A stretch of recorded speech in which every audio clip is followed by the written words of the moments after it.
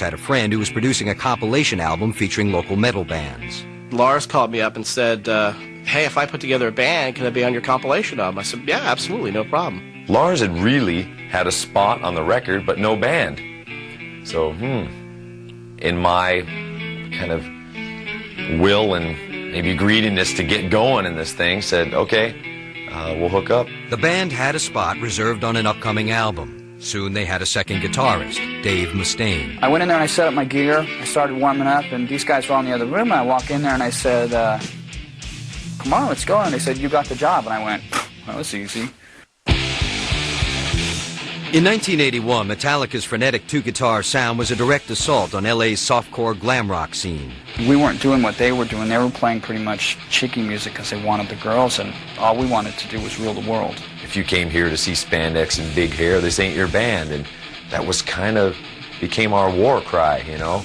Metallica met with an apathetic response in the LA clubs, which only served to fuel their aggressive play. That developed our style. We were up on stage, we wanted attention. We're going to play louder, we're going to play faster. Our whole existence pretty much was for guitar dominating the world and getting liquored up. In the winter of 1981, a benefit for Metal Mania magazine brought the band to San Francisco. The city was a hotbed for the new heavy metal movement.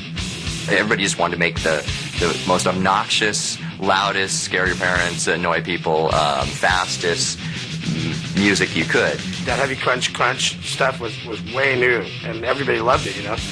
It tickles your same kind of funny bone that makes you break windows when you're a kid. One of those Bay Area fans was Exodus guitarist Kirk Hammett.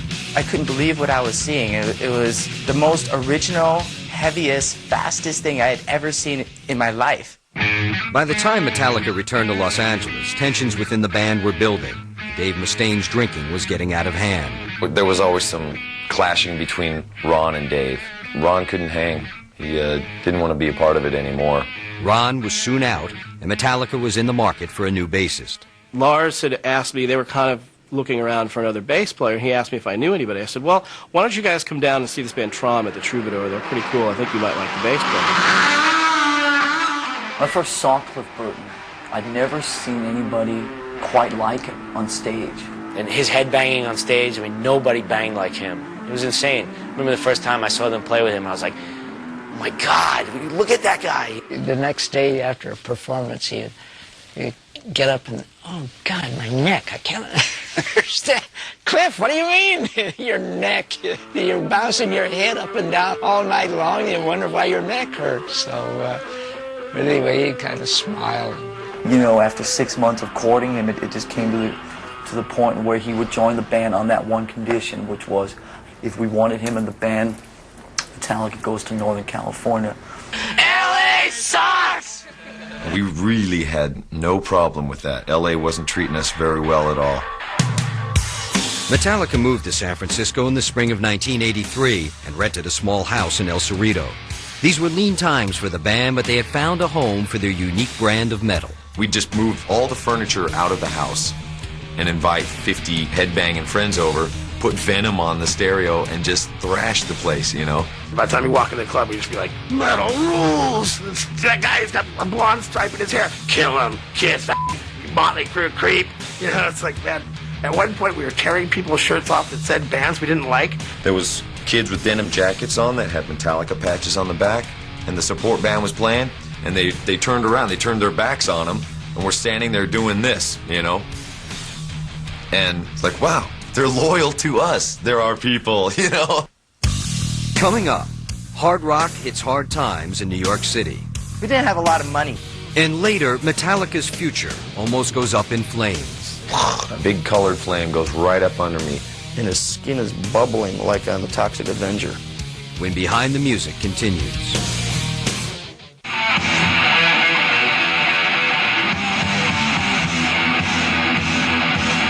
In 1983, Metallica had moved to San Francisco to join forces with eccentric bass genius Cliff Burton.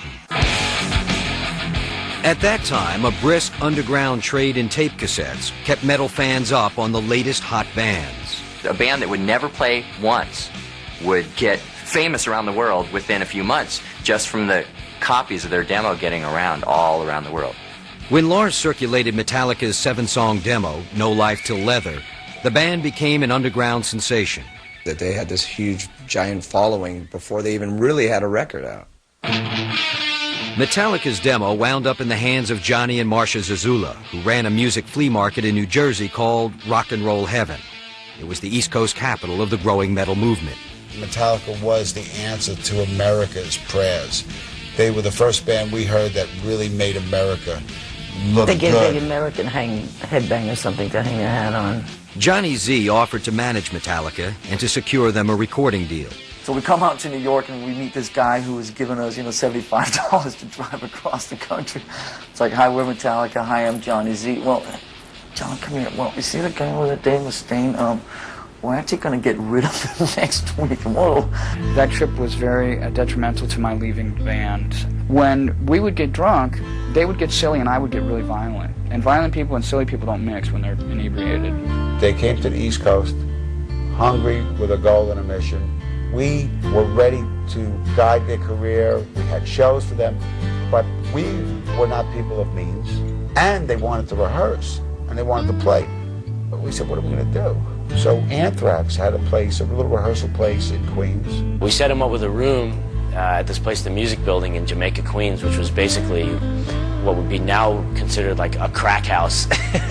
We had the added luxury of also living there because we couldn't afford to live anywhere else. We had a toaster oven and an igloo cooler that we lived out of, all four of us in this place. On a good day, we would sneak down to a local McDonald's. On a bad day, it was loser's lunch, we called it. It was bologna on hand because they didn't even have white bread. I mean, nothing. We were sleeping on U-Haul blankets. That was us. And we all got up early one morning and walked into the other room where Dave was sleeping. And shake, shake, shake. Dave wakes up, rolls over, and what's going on, guys? I look up and I see the four of them. They said, you're out of the band. And I said, what, no warning? No second chance? the famous line, Dave, you're out of the band. When's my plane leave? You're spending the next 4 days on a Greyhound bus that leaves in 45 minutes to pack your together and let's go to the bus station before you even know what hit you. And that was that. No sooner had Dave Mustaine boarded a bus than Kirk Hammett arrived in New York to audition for the band. I walked in, and those guys were sleeping. And I looked at my watch, and it was like 6 o'clock at night, and they were just getting up. And I was thinking, how rock and roll. The first song we played was Seek and Destroy. And Kirk pulled off this solo. It was like, things are going to be all right, man. And we went to the studio and recorded Kill 'Em All. From then on, I thought, well, I guess I'm in the band. We parlayed everything we had to make this Kill 'Em All record. We thought this was an amazing record. It was a classic. We have a debut album out on Megapush Records. It's called Kill 'Em All. We're glad to kill all you tonight. Who wants this? The international metal underground was primed for Metallica's first album, Kill 'Em All, and sales soared to over 300,000. The band toured Europe and America for most of 1983, supporting the album and widening their audience.